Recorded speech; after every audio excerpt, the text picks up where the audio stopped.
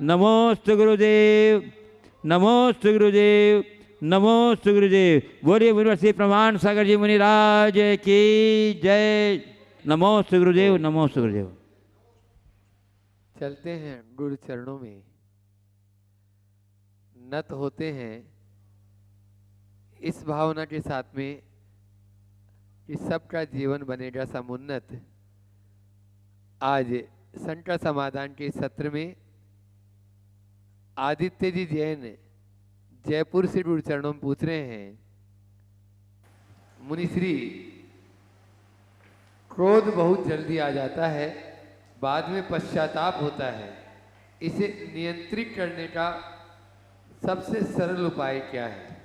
ये क्रोध है ही ऐसी बला, इसकी शुरुआत अविवेक से होती है और अंत पश्चाताप से। आपने क्रोध पर नियंत्रण का सरलतम उपाय बताया। मैं तो कहूँगा क्रोध से बचने का सबसे सरलतम अनुभूत उपाय है भावना योग। नियमित भावना योग करना शुरू कीजिए और भावना योग के साथ हर पल मुझे शांत रहना है, मुझे संयम रखना है, इस दो सूत्र वाक्य को दोहराइए एक मंत्र की तरह। मुझे शांत रहना है, मुझे संयम रखना है। थोड़े दिन में आप अपने भीतर चमत्कार होता देखेंगे। कईयों के जीवन में ऐसा चमत्कार घटित हुआ है और वो चमत्कार आपके भीतर भी घट सकता है। आवश्यकता और अपेक्षा है केवल आपको अपने तरफ से तत्परता दिखाने की, अभ्यास करने की। विवेक जैन चेन्नई से गुरु चरणों में बारंबार नमोस्तु पूर्वक पूछ रहे हैं, मुनिश्री क्या शाकाहारी होना और अहिंसक होना एक ही है या दोनों भिन्न भिन्न हैं? यदि भिन्न भिन्न हैं तो क्या अंतर है? देखिए, शाकाहारी अहिंसक हो भी सकता है, नहीं भी हो सकता, लेकिन अहिंसक शाकाहारी ही होगा। क्योंकि हिंसा क्या है? अपने स्वार्थ के लिए किसी का भी घात करना हिंसा है, भले ही वो भोजन भी क्यों ना हो। इसलिए जो अहिंसा का आराधक है वो अपने आचार विचार व्यवहार सब में अहिंसा का ध्यान रखता है, तो उसकी आहार शुद्धि होती है, वो शाकाहारी होता है। पर ये कोई जरूरी नहीं कि जो शाकाहारी है वो सब क्षेत्र में अहिंसक हो ही जाए। हो सकता है खान पान में वो शाकाहारी हो, पर अपनी किसी दुर्बलतावश या किसी परिस्थितिवश वो हिंसा के कार्य में भी प्रवृत्त हो जाए।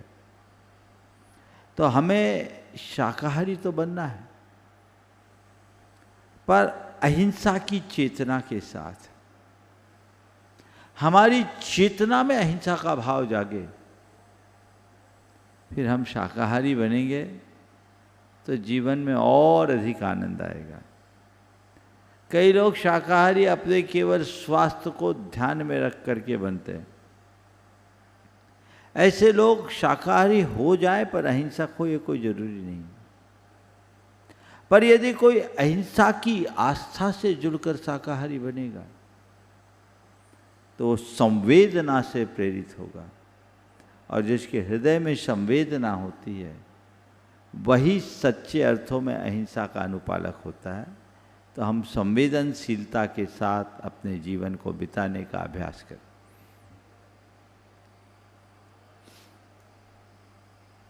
सौरभ जैन सागर से पूछ रहे हैं गुरु चरणों में नमोस्तु पूर्वक, आचार्य श्री जी ने एक बार कहा, रवि कभी भी रविवार नहीं मनाता, फिर हम रविवार का इतना बेसब्री से इंतजार क्यों करते हैं? निश्चित ठीक है, छुट्टियां वे खोजते हैं जिनमें कर्मठता की कमी होती। ये रविवार की जो अवकाश की बात की गई है, ये एक व्यवस्था है। मुझे तो लगता है कि जब अंग्रेजों ने आपको बाबू बनाना शुरू किया रात दिन खटाने लगे तो उनने एक दिन की छुट्टी घोषित कर दी कि भैया तुम एक दिन घर में रहकर घर को संतुष्ट कर दो ताकि बाकी 6 दिन हमारे साथ खट सको। तो लोग रविवार मनाने लगे। ये एक सुविधा थी ताकि लोग अपने पारिवारिक जीवन और व्यवसायिक जीवन के मध्य संतुलन बना सके। जैन धर्म के अनुसार भी दुनियादारी से विराम लेने की बात तो की गई, लेकिन जीवन में विश्राम नहीं, सतत उद्यम का अभ्यास करने की बात की गई।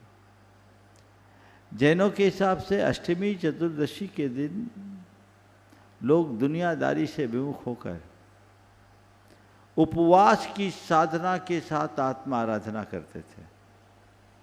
और ये कहा गया है व्यापार व्यवसाय सबसे मुक्त हो जाओ और उस दिन उपवास करो, एकासन करो, सामायिक करो, ध्यान करो, साधना करो, चिंतन करो, जाप करो, यानी पर पुरुषार्थ से हटकर स्वपुरुषार्थ में लगो। यहाँ छुट्टी नहीं है, बल्कि अपनी चेतना का सही जगह नियोजन है। तो गुरुदेव ने जो ये बात कही कि रवि कभी छुट्टी नहीं मनाता, तो आप रवि कभी रविवार नहीं मनाता, तो फिर आप रविवार का बेसब्री से इंतजार क्यों करते हैं? क्योंकि आप अपने कार्यों को एंजॉय कम करते हैं, आपको अपना काम बोझ लगता है। हमारी संस्कृति कहती है चरे वेती, चलते रहो, थको मत। हाँ, पर चलने की दिशा सही रखो। सही दिशा में चलने वाला व्यक्ति हर पल आनंद से भरता है, और गलत दिशा में भागने वाला व्यक्ति कदम कदम पर थकता है। तो विश्राम उसे चाहिए जो थका है। जो चल रहा है उसके हृदय में उत्साह है, मंजिल के निकट है, वो पूरा चलकर ही विश्राम चाहता है, बीच में नहीं। प्रत्यक्ष रूप से उपस्थित वीरू जी छाबड़ा बेंगलोर गुरु चरणों में अपना प्रश्न करेंगे और तैयारी कुलदीप शशि जी जैन आगरा गुणायतन। हेलो, नमोस्तु महाराज श्री, नमोस्तु महाराज श्री, नमोस्तु महाराज श्री। महाराज श्री कहते हैं भाग्य में और किस्मत में जो लिखा है ये सब स्क्रिप्ट प्री लिखा हुआ पहले से ही वो होता है। फिर एक तरफ कहते हैं कि कर्म किए जा, जैसा कर्म करेगा वैसा फल देगा भगवान। तो ये क्या भविष्य के लिए स्टोर हो रहा है? देखिए, अगर किस्मत और भाग्य में जो लिखा वही होता है, अगर इस सिद्धांत को मानते हो तो आपके भाग्य में होगा तभी इस बात को आप मान पाओगे। और जैसा कर्म करेगा वैसा फल देगा भगवान, ये भी आपकी किस्मत में होगा तभी मानोगे। क्योंकि ऐसा मानना सब चीज़ों को सुनिश्चित मान लेने जैसा है। और जब हम चीज़ों को पूर्व से निर्धारित या सुनिश्चित मान लेंगे तो फिर हमारे पास करने और कहने के लिए कुछ बचेगा ही नहीं। ऐसा क्यों हुआ? क्योंकि यही होना था। ऐसा क्यों नहीं हुआ? क्योंकि ये नहीं होना था।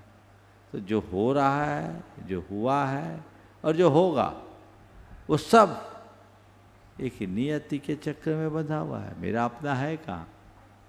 तो फिर उसके लिए कोई सवाल भी खड़ा नहीं होता। लेकिन वस्तु का स्वरूप ऐसा है नहीं।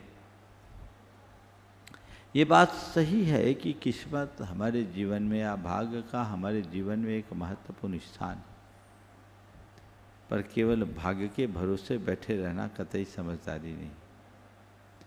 हर मनुष्य अपने जीवन को आगे पीछे बढ़ा के देख सकता है। एक दिन गुरुदेव ने बड़ी अच्छी बात की थी। अपने हाथ की लकीरों को मत देखो। भाग्य तो उनका भी होता है जिनके हाथ नहीं होते। समझ गए? अपनी हाथ की लकीरें मत देखो। भाग्य तो उनका भी होता है जिनकी हाथ नहीं होते। पुरुषार्थ करो, उद्यमी बनो, तब उत्कर्ष होगा।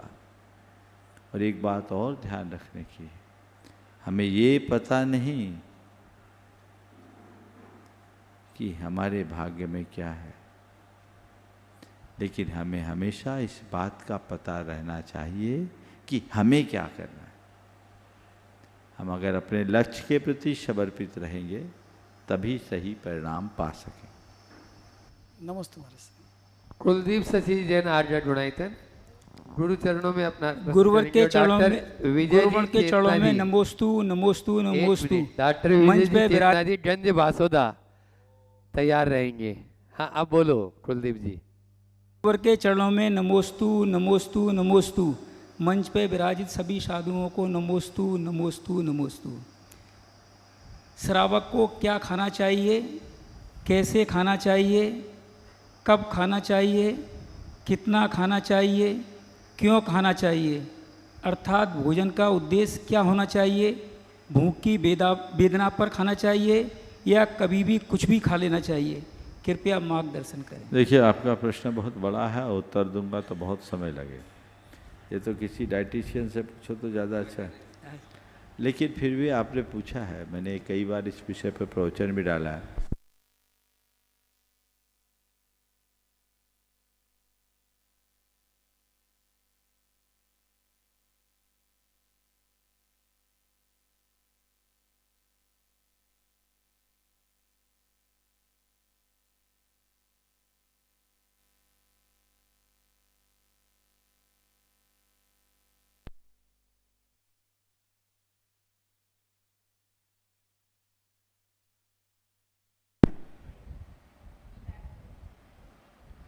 ओ, तो मैं कह रहा था कि खाने पीने के संदर्भ में अगर संक्षेप में बात की जाए तो मैं आप सबसे कहूँगा कि सबसे पहले खाने के पूर्व व्यक्ति को ये सोचना चाहिए कि मैं क्यों खा रहा हूँ। अपने मन से पूछो, मैं खाने के लिए जी रहा हूं कि जीने के लिए खा रहा हूं। ये सवाल मन में आएगा तो चीजें अपने आप छूट जाएगी। व्यक्ति को क्या खाना चाहिए, तो वही खाना चाहिए जो हितकारी हो, वही खाना चाहिए जो स्वास्थ्यवर्धक हो, और वही खाना चाहिए जो साधना में सहायक हो। और अगर सामान्य शब्दों में बोलूं तो मैं कह सकता हूं कि वही खाओ जिसके बाद दवा न खाना पड़े, उतना ही खाओ जिसके बाद दवा खाने की जरूरत न पड़े, वैसा ही खाओ जिससे तुम्हारा स्वास्थ्य बना रहे, और तभी खाओ जब खाने की जरूरत हो। नमोस्तु। बिना भूख के खाने का कोई अर्थ नहीं है। यद्यपि ये सवाल विस्तृत उत्तर की अपेक्षा रखता है, लेकिन अभी मैं नहीं चाहता कि इस पर विचार किया जाए। नमोस्तु नमोस्तु। डॉक्टर विजय जी चेतना जी गंज बासोदा गुरु चरणों में अपना प्रश्न तैयार हैं। गुणायतन ट्रस्टी कोडरमा से नरेंद्र वीणा जी झांझरी। नमोस्तु महाराज जी, नमोस्तु। समस्त मुनि राजों को मेरा बारंबार नमोस्तु। महाराज जी, बचपन से लेके जब से समझ आई तब से आज तक ये देखते आए कि जैसे किसी दो व्यक्तियों के बीच में झगड़ा हुआ, जैसे दो व्यक्तियों के बीच में झगड़ा हुआ, कोई मनमुटाव हुआ, और उसने अपनी बात किसी अपने फ्रेंड को या परिवार में किसी को बताई, तो महाराज जी वो लोग उस व्यक्ति से बोलना क्यों बंद कर देते हैं? उससे वो लोग मतलब जैसे उससे झगड़ा हुआ था तो उससे मतलब मनमुटाव हुआ, तो दूसरों से मनमुटाव क्यों कर लेते हैं? वो अपना मूल्यांकन क्यों नहीं करते महाराज जी? ऐसे लोग कई वर्षों तक भी नहीं बोलते एक दूसरे से, जबकि उनका उनसे झगड़ा ही नहीं हुआ। तो इसमें क्या अनंतानुबंधी कसाय और ये सब चीज़ें नहीं बनती? देखिए, यही तो कसाई की करामात। कई लोग हैं जिनके अंदर कुछ ऐसा घटता है तो गांठ बांध लेते हैं। हाँ, और पूर्वाग्रही व्यक्ति की स्थिति कुछ ऐसी हो जाती है। मन में एक बार बात बैठ गई तो फिर वो उसी तरीके से सोचना शुरू कर देते हैं, वैसा ही सोचते हैं। आपने अगर किसी से बात कर ली तो लोग फिर उसको व्यक्ति ना मानकर एक पक्ष मान लेते हैं, जो उसके साथ खड़ा उसको भी वैसा ही देखना शुरू कर देते हैं। अब ऐसी स्थिति में करे तो क्या करें? तो मुझे तो लगता है इन्हीं सब कारणों से आजकल लोग एक दूसरे के मामले में पड़ना नहीं चाहते। पहले लोग एक दूसरे के बीच मध्यस्थता करने को उत्सुक रहते थे तो मामला जल्दी निपटता था। आप कहते भाई इनका पर्सनल मैटर है, हम क्यों बोले, उनको बुरा लगेगा, तो मामला और उलझता जाता है। हमें ऐसी बातों को बहुत कुशलता से डील करना चाहिए और मैं तो कहूँगा कि हमें ऐसे लोगों को समझाने का प्रयास करना चाहिए और जब समझाए तो दोनों तरफ समझाने की कोशिश करें, क्या कि ताकि आप दोनों के लिए एक माध्यम बन सके। और यदि थोड़ी समझदारी के साथ ये काम किया जाता है तो ठीक है, और थोड़ा भी व्यक्ति चूक जाए तो कभी कभी ये घटनाएं भारी पड़ सकती है, तो इसका ध्यान रखना। नमोस्तु महाराज जी। गुणायतन ट्रस्टी नरेंद्र विनय झांझरी कोडरमा से, और तैयार रहेंगे गुणायतन ट्रस्टी डिम्पल जी सीमाई जैन जसपुर। हम आराध्य गुरुवर प्रमाण सागर जी महाराज जी के चरणों में मेरा मेरे पूरे परिवार का कोटि से नमन। मंचासीन समस्त श्रमणों के चरणों में मेरे और मेरे परिवार का बारंबार नमोस्तु। महाराज जी, मैं अभी शिखर जी में हूँ और देख रहा हूँ संघर्ष मुनिवर संधान सागर जी महाराज की साधना इस 45 डिग्री से भी ऊपर की टेम्परेचर में प्रतिदिन या एक दिन के अंतराल से शिखर जी, पर्वतराज शिखर जी की वंदना करने चले जाते हैं और 5 घंटे 4.5 घंटे में लौट के आ जाते हैं। अच्छी बात है। तो अगर चतुर्थ काल रहता तो मैं ये बोल सकता था कि ज़रूर इनमें कुछ रिद्धियाँ हैं, लेकिन इस काल में रिद्धियाँ होती नहीं। तो ये ऐसी कौन सी शक्ति इसके पीछे काम करती है, मानसिक बल या आत्मिक बल या शारीरिक बल। और हमारे मन में भी एक ललक लगती है कि पर्वतराज के बगल में हम लोग रहते हैं और भावना होती कि हमें भी मौका लगे तो हम प्रतिदिन या जब मौका मिले तो पर्वतराज की वंदना कर सकें, लेकिन अपने को असमर्थ पाते हैं। तो हम अपने में क्या ऐसा प्रयास या उद्यम करें या आपका ऐसा मार्गदर्शन मिले कि हमें भी ऐसी शक्ति और दृढ़ता आ जाए। और इसलिए भी मन में भावना आ रही कि अभी मरण कंडिका ग्रंथ का स्वाध्याय चल रहा है और समाधि के लिए हमें ज़रूर कुछ वर्तमान स्थिति से इनकी स्थिति पर विचार करके इनके बताए हुए या इनके चलते हुए मार्ग पर हमें भी अनुसरण करना होगा। तो मैं आपसे थोड़ा सा मार्गदर्शन चाहता हूँ। नमस्ते महाराज जी। देखो, महाराज जी तो आयरन मैन है, इनका स्टेमिना बिल्कुल असाधारण। ये तो चलते है कहाँ, जो इनके साथ चलता है वो पस्त हो जाता है। और निश्चित ये इनकी क्षमता है। और फिर हल्की फुल्की गाड़ी बहुत तेज भागती है, भारी गाड़ियों में कठिनाई होती है। शुरू से इनकी आदत है। जब ये ब्रह्मचारी थे तो भी प्राय रोज वंदना करते थे। तो मैं भी कहता भाई जाओ, तुम्हारे बस की है। और इनकी हालत ये है कि न जाए तो थक जाए। तो ये किसी किसी का ऐसा नेचर होता है। तो बिल्कुल चलते रहे, हम तो यही भावना भाएंगे। हर व्यक्ति का अपना अपना कार्य क्षेत्र होता है, हर व्यक्ति के शरीर की अपनी शक्ति होती है। दूसरे को देखकर हमें प्रेरणा तो पानी चाहिए, लेकिन अनुकरण अपनी शक्ति और परिस्थिति को देखते हुए करना। हमारे यहाँ कहा गया शक्तितः त्याग और शक्तितः तप। शक्ति को छिपाना नहीं और शक्ति का उल्लंघन नहीं करना। अभी आराधना सार ग्रंथ पढ़ रहे थे, वहाँ एक बहुत अच्छी कारिका आई। तंच तवो कायब्बो जेन मनो अमंगलम न चिंतेदी, जेन न इंदी हानि, जेन न जोगा हायंते। कि वही तप करो जिससे मन अमंगल न सोचे, इंद्रियों की हानि न हो, योग छीन न हो। यानी जिसका शरीर और मन और इंद्रियों पर विपरीत असर न पड़े। समाधि की जिनकी भावना है उन्हें अपने शरीर और मन को धीरे धीरे साधना चाहिए। स्टेप बाय स्टेप चलते चलिए। एक साथ 100 मील चलने की योजना न बनाएं। एक एक कदम चलकर 1000 मील चलने की तैयारी करें। अगर हमने ऐसी सोच विकसित कर ली तो चीज़ें हमारे जीवन में घटित हो सकती है और हम अपने जीवन में बदलाव ला सकते हैं। नमोस्तु गुरुदेव। अपने बीच में जसपुर से गुणायतन ट्रस्टी डिम्पल जी, सीमा जी बढ़ जात्या उपस्थित है, साथ में ही सानू जी सूरत। एक बार जोरदार तालियों से उनका स्वागत कर दें। और मैं चाहूँगा नंदलाल जी जैन वहीं पर जाकर उनका सम्मान भी कर देंगे। यहाँ से पूनम जी चले जाएं। आप अपना प्रश्न करें सीमा जी, समय बचाएं। सानू जी भी अपना प्रश्न कर रहे हैं। महाराज श्री के चरणों में मेरा बारंबार नमोस्तु नमोस्तु नमोस्तु।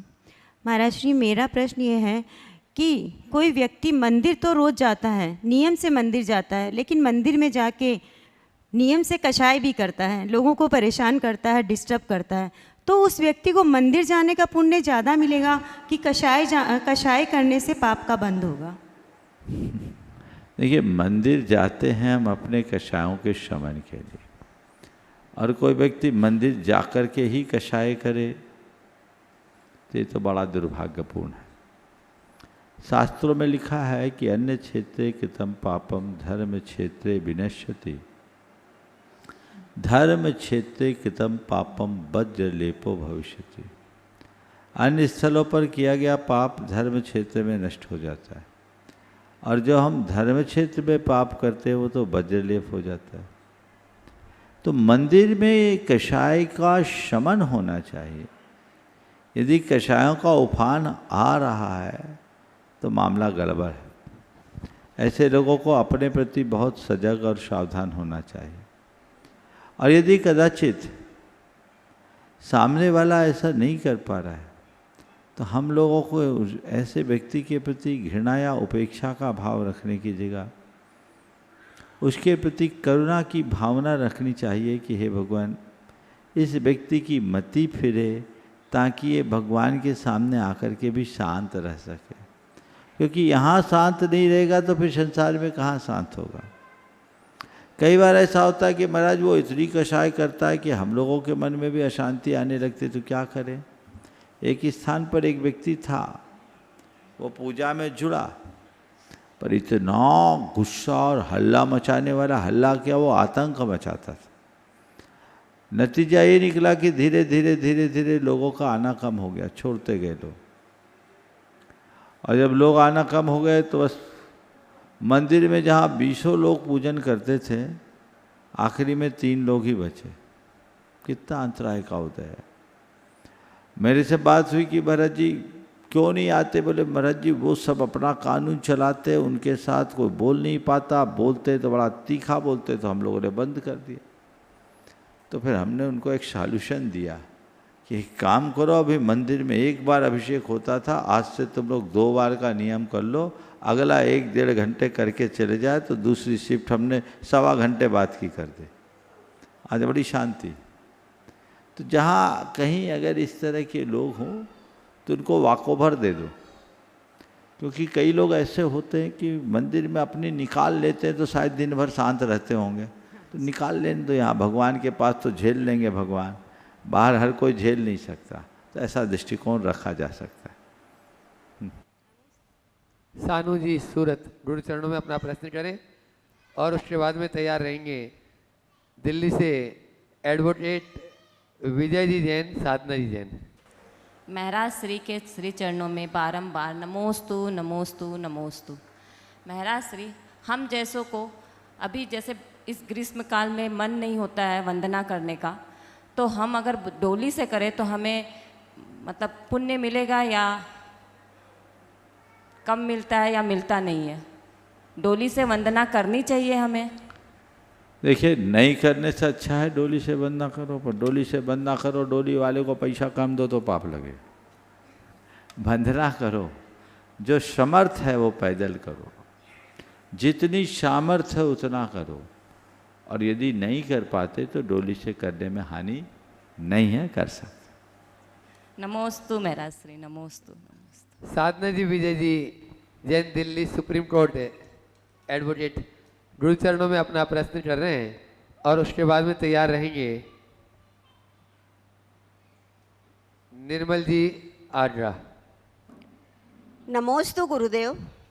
मंच पे विराजित सभी मुनिराजों को नमोस्तु नमोस्तु नमोस्तु।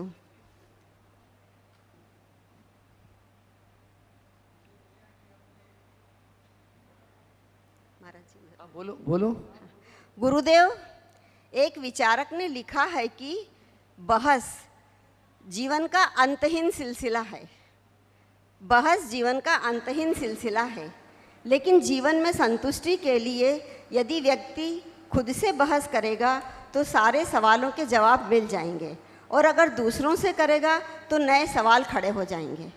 साथ ही सभी जवाब जानने के बजाय कुछ सवाल समझना बेहतर होता है, लेकिन गुरुदेव व्यावहारिकता में इसे अपनाना बहुत मुश्किल लगता है, और स्वयं से बहस करने का क्या तात्पर्य है? नमोस्तु गुरुदेव। बहुत अच्छी बात कही है। बहस अगर खुद से किया जाए तो उत्तर खुद के भीतर मिलेगा, औरों से बहस करेंगे तो सवाल खड़ा ही रहेगा। मेरा तो आप सबसे ये कहना है कि बहस करने की आदत से बचना चाहिए। हमें बहस की जगह संवाद करना चाहिए। जी। बहस विवाद है। बहस कब होती? जब हम अपनी बात थोपने के लिए अड़ जाते हैं, आमादा हो जाते। और संवाद कब होता? जब हम सामने वाले की बात सुनने और समझने के लिए तैयार होते हैं। आज लोगों के जीवन में सबसे बड़ी कमी है कि लोग सुनना नहीं चाहते। जी। सुनाने को सब तैयार है, सब अपनी सुनाना चाहते हैं, सुनना नहीं चाहते। सुनने की आदत डालिए, समझने की कोशिश कीजिए, तो आपकी बहस न होकर संवाद का रूप ले। जी। तो हम औरों से संवाद करें और खुद से भी बहस ना करें, खुद से विमर्श करें, अपने भीतर झांके, अपनी खूबियों और खामियों को देखने की चेष्टा करें। यदि ऐसा विमर्श हमारे भीतर जगता है तो हमारा पथ प्रशस्त हो सकता है। नमोस्तु गुरुदेव। निर्मली जैन आगरा से पत्नी गुरु चरणों में अपना प्रश्न करें, और अमित निशा जी पापड़ीवाल इंदौर। नमोस्तु भगवान, नमोस्तु गुरुवर, नमोस्तु गुरुवर। महाराज जी, जब हम सामान्य रूप से पर्वतराज की वंदना करते हैं और जिस दिन किसी तीर्थंकर भगवान का मोक्ष कल्याणक होता है, उसमें वंदना करने में कुछ विशेष पुण्य का अर्जन होता है, तथा हम देखिए, सामान्य दिन आप जब वंदना करते हो सामान्य मानसिकता से करते हो तो पुण्य सामान्य मिलता है। किसी के कल्याणक के भाव से आप करते हो तो आपकी मानसिकता विशेष रहती है, तो विशेष मानसिकता का पुण्य भी विशेष हो जाता है। सीधा सीधा गणित है। आप कैसी मानसिकता से कार्य करते हो, परिणाम वैसा हो। नमोस्तु भगवान। अमित निशा जी पापड़ीवाल इंदौर गुरु चरणों में अपना प्रश्न करें और तैयार रहेंगे। मनोज जी जैन धुलियान। नमोस्तु गुरुवर, नमोस्तु गुरुवर, नमोस्तु गुरुवर। महाराज श्री, मेरा प्रश्न है, वर्तमान में धार्मिक शिक्षा एवं धर्म के संस्कार माँ को दिया जाए या बच्चों को? माँ क्योंकि संस्कारित होगी, बच्चे अपने आप संस्कारित होंगे। टीचर सोचते हैं बच्चों को संस्कार स्कूल से मिलते हैं, माता पिता सोचते हैं बच्चों को संस्कार परिवार से मिलते हैं। दोनों जगह संस्कार नहीं मिल रहे। गुरुवर कृपया समाधान। बिल्कुल ठीक बात करी है। माँ अगर संस्कारित होगी तो बच्चों में संस्कार आएंगे, और माँ में संस्कार होगा तो परिवार में संस्कार के पुष्प खिलेंगे। तो घर परिवार में संस्कार होना चाहिए, और संस्कार की शुरुआत माँ से होती है, तो माँ में संस्कार तो होना ही चाहिए। विद्यालय में संस्कार तभी होगा जब शिक्षक संस्कारित होंगे। तो हम बिल्कुल घर में को भी संस्कार का मंदिर बनाएं और विद्यालयों को संस्कार का केंद्र, लेकिन ये तब संभव होगा जब घर में माँ और माँ के अलावा परिवार के अन्य सदस्यों में संस्कार आए और स्कूल में शिक्षकों। नमोस्तु गुरुदेव, नमोस्तु गुरुदेव, नमोस्तु। दुलियान से अपने बीच में मनोज जी बढ़ जाते हैं, गुरु चरणों में अपना प्रश्न करेंगे। और भी इनके साथ में दुलियान से जो व्यक्ति आए हैं, मोहन जी सुमेरपुर। अच्छा, आप करें अपना प्रश्न करें मनोज भाई, और उसके बाद में तैयार रहेंगे कपूर चंद जी जैन कोटा। एक बार जोरदार तालियों से मैं चाहूँगा मनोज भाई का भी सम्मान आप लोग सभी लोग कर दें। नमोस्तु और गुरुवर, विक्की जी नमोस्तु टुटपुरी गुरुवर, यूनाइटेड नमोस्तु ट्रस्टी गुरुवर। वहीं पर उनका सम्मान करेंगे। गुरुवर, हम जब मंदिर की कमेटी में रहते हैं तो व्यवस्था बनाने के लिए मंदिर में बहुत बार अपने बड़ों को अपने इस संदर्भ में गुरुवर मैं ये दिशा चाहता हूँ कि किस तरह से बड़ों को व्यवस्था बनाने में जैसे वो सहयोग करें, ऐसी क्या किस तरह से व्यवस्था करें? पहले तो मैं चाहूँगा इस युवा का एक बार जोरदार अभिनंदन कर दें। आज ये एक विशेष प्रयोजन से आए हैं, अब वो कार्य बहुत जल्दी फलीभूत होने वाला है। आपने जो सवाल किया कि समाज और मंदिर के कार्यों की व्यवस्था से जुड़े रहने के क्रम में व्यवस्था के तहत कई बार कुछ कठोर निर्णय लेना पड़ता है जो लोगों को चुभ जाता है, हम उसे कैसे बचें। पहली बात तो मैं ये कहूँगा कि जो भी हमारी व्यवस्थाएं हैं वो व्यक्ति के साथ बंध कर न हो, व्यवस्था के साथ बंध कर हो, और उन सब की सूचनाएं पटल पर रख दी जाए कि ये हमारे मंदिर की व्यवस्था है, ये नित्य की पूजा पाठ की व्यवस्था है, ये यहाँ की प्रक्रिया है, कृपया आप सब इनका पालन करें। और लोगों को चाहिए कि जहाँ का जो रूल है उसको फॉलो करें, उसमें सहयोग दें। कदाचित कोई व्यक्ति अजानकारीवश या अन्य किसी दुर्बलतावश ऐसा नहीं कर पाते, तो आप उनसे व्यवस्था के प्रति आग्रह कीजिए, रोकिए टोकिए, कटु शब्दों से बचिए। सौम्य शब्दों में भी अपने निर्णय की दृढ़ता को प्रकट किया जा सकता है। दोनों हाथ जोड़ ले, बोले भाई साहब माफ कीजिएगा, निर्णय मेरा नहीं कमेटी का है, ये काम तो अब कमेटी ही तय कर पाएगी, मैं आपको इसमें सहयोग नहीं दे सकता, मैं शर्मिंदा हूँ, मुझे शर्मिंदा ना करें। सामने वाला पानी पानी हो जाएगा। हम अपना टेम्परामेंट क्यों कंट्रोल नहीं करते? ऐसा कर सकते हैं कि नहीं कर सकते? तो आज से हम ऐसा सोचना शुरू करें, सामने वाले को बदलने की जगह खुद को बदलने की कोशिश करें। दूसरे को बदलना कठिन है, खुद को बदलना सरल है। तो एक बात ध्यान रखना, प्रशासन में दो शब्द हैं, चुस्ती और सख्ती।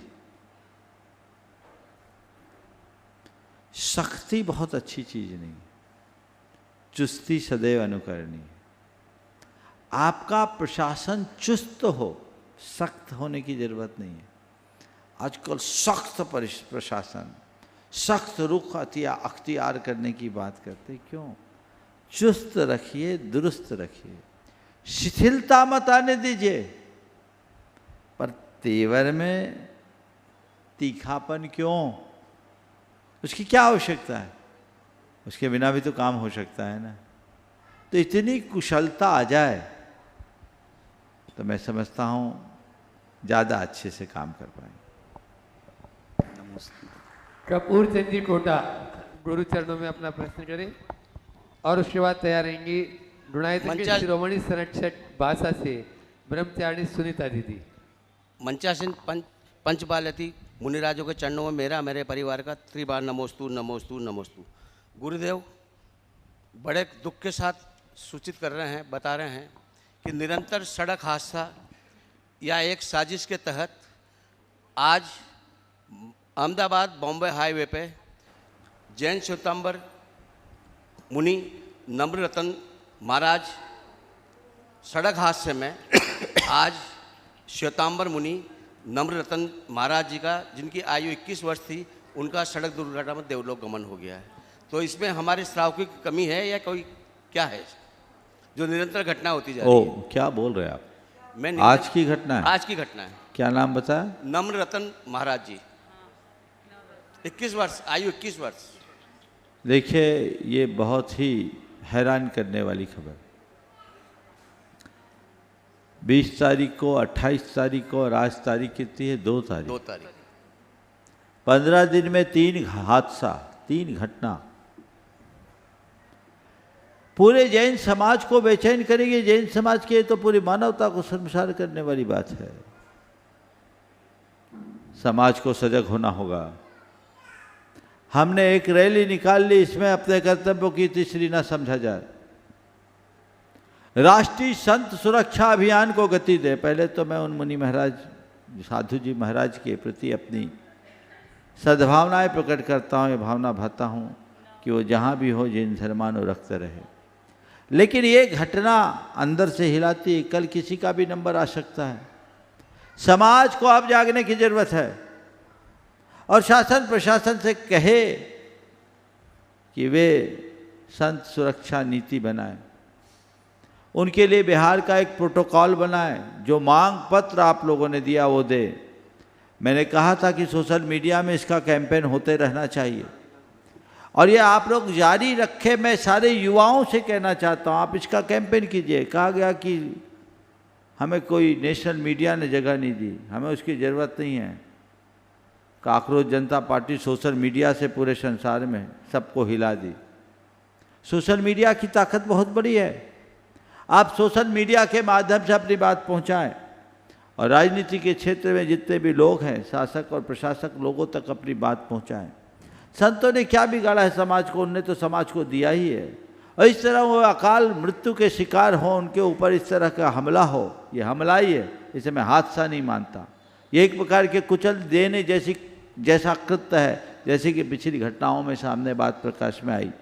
तो इसके प्रति सबको सजग होना चाहिए, गंभीरता से लेना चाहिए। हमें बिल्कुल चैन से नहीं बैठना है। आप सब लोग इस दिशा में जो कुछ कर सकते हो करना शुरू कीजिए और अपने अपने स्तर से लोगों से बोलिए कि सरकार हमारे साधु संतों के बिहार को निरापद बनाए।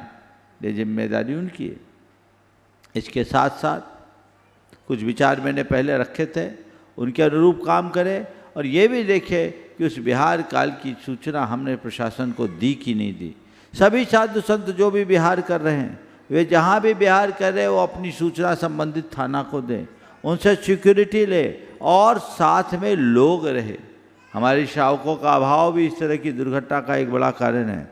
कई लोग इस तरह के कृत्य कर रहे हैं और उनका कुछ पता नहीं लगता। इस तरह की घटनाओं को एक दुर्घटना करार दे करके सब लोग इसको लिपापोती कर देते हैं। ये कहते हैं उचित नहीं है। इनके प्रति हम सबको बहुत बहुत गंभीरता से विचार करना चाहिए। समाज जागे, जैसे मैंने पहला कहा था, अगर समाज जागती है तो इतिहास बनता है और अगर समाज नहीं जागी तो यही हमारा भविष्य बनेगा। हम अपने देखते देखते एक घटना से सीख नहीं ले पाए और 2 घटनाएं घट गई, कल तीसरी चौथी पांचवी ना हो जाए। इसके लिए अब सब संकल्पित हो जाइए कि जब तक हमें परिणाम नहीं मिलता तब तक हम चैन से नहीं बैठेंगे। सबको इसको अपने अपने स्तर पर लगना चाहिए और युवाओं से मैं कहता हूँ इसे सोशल मीडिया में पूरी तरह फैला दें। आज आपने जो खबर दी है, मैं कपूर चंद जी के माध्यम से कह रहा हूँ, अगर ये खबर सच्ची खबर है, क्योंकि व्हाट्सएप की खबरों को कई बार गुरुदेव ऑथेंटिक है, गुरुदेव ऑथेंटिक है, ऑथेंटिक है, पक्की खबर है, तो बहुत ही दुर्भाग्यजनक है। हाँ, पूरा वीडियो आ गया, तो ये बहुत दुर्भाग्यपूर्ण है। हमें इसके प्रति बहुत गंभीरता से निर्णय लेने की जरूरत है। नमस्ते महाराज जी। नमस्ते सुनीता दीदी बांसा शिरोमणि सनिष्ठ गुणायतन गुरु चरणों में अपना प्रश्न करें। सौरभ जी प्रियंका लोहाड़िया झुमरी तिलैया। गुरुवर के चरणों में नमोस्तु, सभी मुनि के चरणों में नमोस्तु। महाराज जी, हमारे भीतर की आत्मा अज्ञानता माने जाते कि अपन आत्मा को नहीं पहचानते तो हमारी अज्ञानता है। लेकिन अगर हम स्वाध्याय करते हैं तो खाली अगर आत्मा का स्वभाव हम स्वाध्याय में पुस्तकों में समझें और अपने आप में नहीं पहचान पाएं कि हमारा कोई कुछ बिगाड़ नहीं सकता है, हमारी आत्मा अजर अमर है, तो इसको हम अपने प्रैक्टिकल में कैसे जीवन में उतारें? देखो भाई, केवल जानने से काम नहीं होता, मानने से काम होता। कागजी घोड़ा दौड़ा करके मंजिल तक थोड़ी पहुंचो। शास्त्र में जो पढ़ा है उसे व्यवहार में उतारो, बार बार उसकी भावना भाव बार बार उसे दोहराओ। जब हम बार बार भावना भाते, बार बार दोहराते, तब उसका परिणाम निकलता है। एक बार पढ़ लेने से कुछ नहीं होता। जो पढ़े हैं, सुने हैं, उसको गुने, उसका नित्य अभ्यास करे, तब रास्ता खुलेगा। नमस्ते। चलते हैं मंचासीन मुनि श्री सार सागर जी महाराज के पास। वे अपना प्रश्न के माध्यम से आप सबको लाभान्वित कर रहे हैं। और उसके बाद तैयार रहेंगे सौरभ जी, प्रियंका जी लोहाड़िया, झुमरी तिलैया। नमोस्तु गुरुदेव। प्रायः अनेक धर्मों में अनेक मंत्रों की आराधना सुनी देखी जाती है और सब मंत्रों का अपना अपना प्रभाव भी सुना जाता है। कोई मारण मंत्र है, कोई उच्चाटन मंत्र है। जैन धर्म के मूल मंत्र नमोकार मंत्र की क्या विशेषताएं हैं? क्या इससे भी उच्चाटन, स्तंभन आदि हो सकता है? और एक मंत्र आराधक में क्या गुण है गुरु, क्या गुण होने चाहिए? इसके विषय में नमोस्तु गुरुदेव। देखिए, मंत्र हमारी साधना का एक बहुत बड़ा माध्यम है। मंत्र शब्द, मंत्र का अर्थ होता है रहस्य। जो रहस्यात्मक हो वो मंत्र है। जो मनन करने योग्य है वो मननात् मंत्र। और जो मन को तार दे, मन का त्राता हो वो मंत्र है। तो मंत्र आराधना हमारी संस्कृति में प्राचीन काल से रही है। ये बहुत महत्वपूर्ण आराधना है। अब जैन धर्म के अनुसार नमोकार महामंत्र एक ऐसा मंत्र है जिसे अनादि सिद्ध मंत्र माना जाता है। संसार के जितने भी मंत्र हैं, नमोकार महामंत्र उन सब से अपना अलग स्थान रखता है। इस मंत्र में 4 मौलिक विशेषताएं। पहली बात, संसार के जितने भी मंत्र हैं उसमें या तो कोई देवता है या कोई बीजाक्षर जुड़ा है। नमोकार मंत्र में न तो कोई बीजाक्षर है न कोई देवता है। अरहंत, सिद्ध, आचार्य, उपाध्याय, साधु कोई व्यक्ति नहीं। और ओम ह्रीम श्रीम क्लीम ऐम आदि कुछ भी बीजाक्षर नहीं लगे।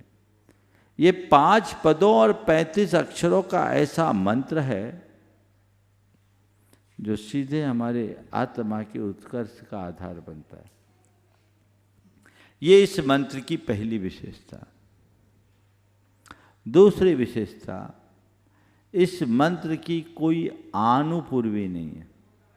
अर्थात इसे सीधा पढ़ो, उल्टा पढ़ो, आगे पढ़ो, बीच से पढ़ो, कोई फर्क नहीं पड़ता। किसी दूसरे मंत्र को आप अगर उलट पुलट के पढ़ लो तो उल्टा चक्कर पड़ जाएगा। नमोकार मंत्र की अपनी विशेषता ये है कि ये पूरा मंत्र तो अपने आप में मंत्र है ही। इसके 5 पदों में एक पद की आराधना भी अपने आप में मंत्र है। नमो अरिहंतानम भी मंत्र है, नमो सिद्धानम भी मंत्र है, नमो आयरियानम भी मंत्र है, नमो वध्यायनम भी मंत्र है और नमो लोए सब साहुनम। एक पद तो बहुत आगे की बात है। अरहंत का अ भी मंत्र है, सिद्ध का सी भी मंत्र है, आचार्य का आ भी मंत्र है, उपाध्याय का उ भी मंत्र है और साधु का सा भी मंत्र है। एक अक्षर भी मंत्र। संसार के किसी मंत्र में ये बात नहीं मिलेगी। अस या उषा ये मंत्र है और ये मंत्र हमारे आध्यात्मिक उत्कर्ष का आधार है। तो दूसरी विशेषता, इस मंत्र की कोई आनुपूर्वी नहीं। तीसरी बात, ये नमोकार मंत्र अनादि सिद्ध है। अन्य मंत्रों को सिद्ध करना पड़ता है। ये मंत्र अपने आप सिद्ध हो जाता है। जप लो, काम हो जाएगा। नाम लेने मात्र से काम बनता है। और चौथी बात, दुनिया के मंत्र और मंत्र हैं। कुछ मंत्र शुभ काम में लगते हैं, कुछ अशुभ में होते हैं। लेकिन नमोकार मंत्र एक ऐसा मंत्र है जो केवल शांतिक और पौष्टिक कर्म ही करता है। मारण, मोहन और उच्चाटन जैसे अशुभ कार्य इस मंत्र से नहीं होते। इन सब से मुक्त है। ये हमारी चेतना के आध्यात्मिक उत्कर्ष का आधार है। समझ गए? अगर आकर्षण, मोहन, उच्चाटन, स्तंभन और मारन की बात भी करे तो ये विशिष्ट हमारे आचार्यों ने इसकी तुलना की। आकृष्टिम सुर संपदाम मुदधते मुक्ति श्रियो वस्यताम मुच्चाटम विपदाम चतुर्गति भुवाम विद्वेषमात्मय निशाम स्तंभम दुर्गमनम प्रति प्रयततो मोहस्य सम्मोहनम पायात पंच नमस्क्रियाक्षरमयी साराधना देवता। इस नमोकार की आकर्षण क्या है? सुर संपदा, देवों की विभूति का आकर्षण है। आकृष्टिम सुर संपदा विदिते, और वशीकरण है तो मुक्ति रूपी लक्ष्मी को वशीभूत कर दे। मुक्ति श्रियो वश्यता। उच्चाटन नमोकार से होगा तो किसका? चतुर्गति भुवाम। उच्चाटम विपदाम चतुर्गति भुवाम, 4 गतियों में होने वाली सारी विपत्तियों का उच्चाटन। आकृष्टिम सुरसम बदाम बुद्धते मुक्ति श्रियो वच्चताम उच्चाटम विपदाम चतुर्गति भुवाम विद्वेष मात्मय निशाम। विद्वेषण किसका? आत्मा में लगे अहिंसाम यानी पापों का। स्तंभम दुर्गमनम, कुगति का स्तंभन। और मोहन किसका? मोहस्य सम्मोहनम, मोह का ही सम्मोहन कर दे, यानी विशुद्धते आध्यात्मिक उत्कर्ष करता है। तो ऐसा महामंत्र अमोघ मंत्र है। आपने पूछा एक मंत्र साधक के अंदर क्या गुण होने चाहिए? शुद्धाचारी होना चाहिए, विनयी होना चाहिए, दृढ़ श्रद्धालु होना चाहिए, मंत्र शास्त्र का ज्ञाता होना चाहिए, विनयी होना चाहिए, और अगर ब्रह्मचर्य के साथ आराधना करे तो सबसे उत्तम है। ये गुण अगर उसके अंदर हो तो वो मंत्र आराधन अच्छे से कर सकता है। सौरभ प्रियंका लुहाड़िया झुमरी तिलैया गुरु चरणों में अपना प्रश्न शीघ्रता से करें। और तैयार रहेंगे नैनी जैन। नमोस्तु महाराज जी। मंच पे जितने भी महाराज विराजमान है उनको मेरा नमोस्तु।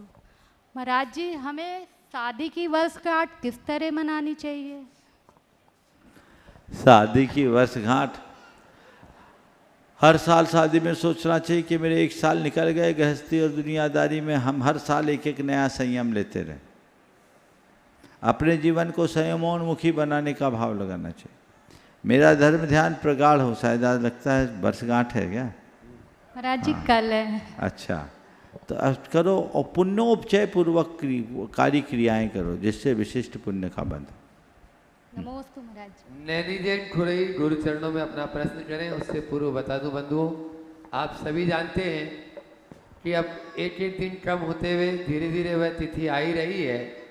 25 से 30 जून को इस पावन धरा पर, शाश्वत तीर्थराज की पावन धरा पर पंच कल्याण प्रतिष्ठा महामहोत्सव डुरवर के सानिध्य में हम सब मिलकर करेंगे।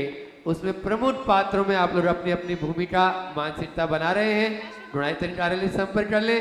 और 21 से 29 जुलाई तक अष्टानिका महापर्व में होने वाले सिद्धों की आराधना 108 मंडलीय व सिद्ध चक्र महामंडल विधान मूल संसद का, जिसमें संपूर्ण मंत्र गुरुवर के मुखारविंद से आप लोगों को सुनने को मिलेंगे। उसमें भी आप अपनी पूरी मानसिकता और पूरा जोर शोर से भाग लें और निश्चित रूप से पुण्य का अर्जन करें। अब प्रश्न करेंगे अपने नैनी जैन खुरई पूरे परिवार के साथ। श्री नमोस्तु महाराज श्री नमोस्तु महाराज श्री। महाराज श्री आचार्य श्री का हाइगु है, शब्द पंगु है, जवाब ना देना ही लाजवाब है। लेकिन ये कहाँ तक मतलब कहाँ तक अपन वो सेटल कर सकते हैं इस चीज को? क्योंकि अनुभव करके देख लो ना। करा है महाराज। शब्दों का जवाब सीमित होता है, मौन का जवाब अनंत होता है। अनुभव करो। कहते हैं मौन और बोली के विषय में कहा जाता है कि if speech is gold silence is golden, कहते हैं ना। तो मौन बोली से भी वाचाल होती है। ये वही कर सकता है जो मौन के ताकत का अनुभव कर चुका है। ओ हाँ,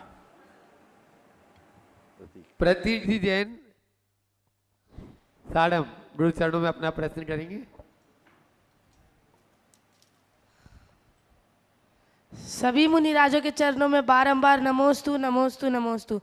महाराज जी, जो आदमी गरीबों को दान करता है और अच्छा काम करता है, उसके साथ उसका जीवन थोड़ा कठिन व्यतीत होता है, लेकिन जो भ्रष्टाचारी आदमी जीवन भर गलत काम करता है, उसका जीवन आराम से व्यतीत होता है। तो महाराज जी, ऐसा क्यों होता है कि अच्छे लोगों के साथ? बताओ, कसौटी पर सोने को कसा जाता है कि पीतल को? बोलो। सोने को। है ना? और पीतल तो पीतल है, उसको क्या कसना? परीक्षा सतियों की होती कि वेश्याओं की? सतियों की। बोलो। सतियों की। उपसर्ग साधुओं पर आते कि डाकुओं पर? साधुओं पर। कष्ट धर्मी को होता है कि अधर्मी को? अधर्मी। हाँ, कष्ट धर्मी पर आएगा। क्यों महाराज जी? वही तो प्रश्न। यही तो बोल रहा हूँ, ये इसलिए कि वो धर्मी है, उसकी परीक्षा है। समझ गए? घबराना नहीं चाहिए। वो उन सब को सहते हुए भी अपने आप में स्थिरता बनाए रखता है। समझ गए? अंदर से वो बाहर से संपन्न दिखता है, पर भीतर से प्रसन्न नहीं दिखेगा। और ये ऐसा व्यक्ति बाहर से कष्ट में जरूर दिखे, भीतर से मस्त दिखेगा। समझ गए? ओम शांति। समय हो गया, यहीं पर विराम। बोलिए परम पूज्य आचार्य गुरुवर श्री विद्यासागर महाराज की। परम पूज्य गुरु प्रमाण सागर जी महाराज की